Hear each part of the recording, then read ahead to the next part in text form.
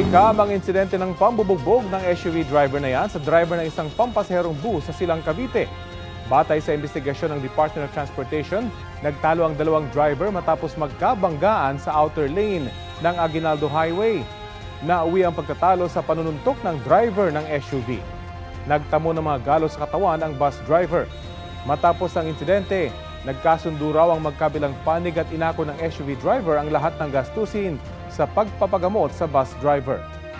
Bilang tugon sa direktiba ni Pangulong Bongbong Marcos na panagutin ng mga abusadong driver, sinuspindi ng Department of Transportation ang lisensya ng SUV driver sa loob ng 90 araw. Ipinatatawag din siya ng Land Transportation Office para magpaliwanag. Wala pang pahayag ang mga sangkot sa insidente.